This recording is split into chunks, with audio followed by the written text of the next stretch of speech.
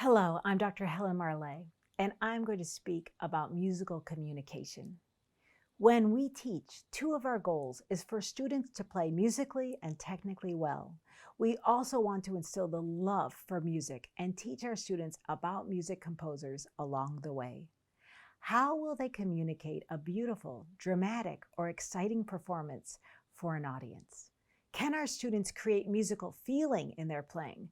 Do we teachers think to ourselves, what is being said musically? If sounds are to create musical feeling, we should consider the sound of each note and how it will connect with other notes to form a musical line or phrase. We should also examine the harmonies played because harmonies will guide and support our musical communication. For example, we can ask our students, how will the chords be voiced? What is the balance between harmony and melody? Practicing phrases while carefully listening for musical goals will help your students deliver performances that are musically engaging. This is what we mean when we hear a performance that is truly musical. It is not about false affectations or overly emotive playing. The questions we ask are, where is the musical high point or phrase goal of each phrase? I often draw a heart shape, or better yet, have a student draw the heart shape above the phrase goals in their music.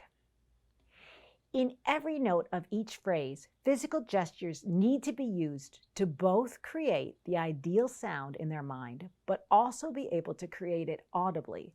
It's not all about playing forte, piano, mezzo forte, or mezzo piano, but being able to distinguish between many nuances or layers of dynamics.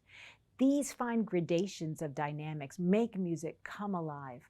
I am here to help you create this kind of artistic personality in your students, to take them from average to extraordinary. Let's start this skill from the very beginning, shall we? Body-friendly physical gestures also are important for injury prevention as our students grow and begin to practice for longer periods of time and learn more challenging repertoire. We must ask, how comfortable are our students at the instrument? How can we avoid unneeded tension? How do we have our students play with a body-friendly technique? Too often, teachers consume themselves with creating winners, pushing their students to great lengths physically and mentally to play one difficult work after another. That's definitely teacher-centered. Let's have it be student-centered instead. Let's be patient enough to have our students grow naturally at the instrument. The true winners are those who can learn how to create music for a lifetime of love at the piano without physical and mental torment. There are methods that do not teach technique in a body-friendly manner. Please be aware of and avoid teaching unhealthy techniques where students are told to press into the keys, play from the wrong knuckle joints, play with overly curved fingers, tuck their thumb under their palm when playing scales and arpeggios, or told to reach or stretch for keys.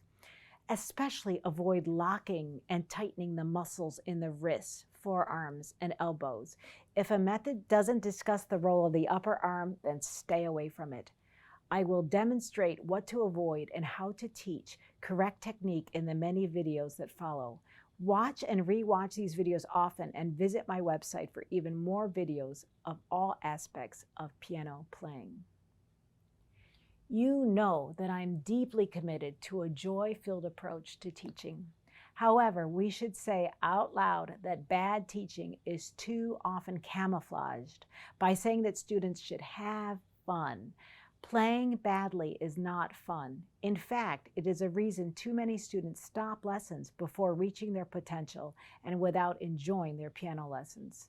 Students can tell that if they aren't learning, and they certainly know if they don't sound good. So without individual success, students aren't having much fun at all. What happens then? They quit.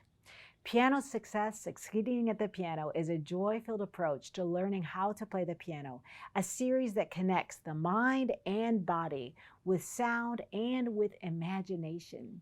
These are the components that are needed to learn how to play the piano well and with lasting enjoyment.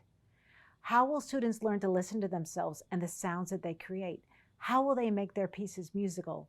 It all begins in the early lessons, and this is another reason why I created the method Piano Success, or Succeeding at the Piano.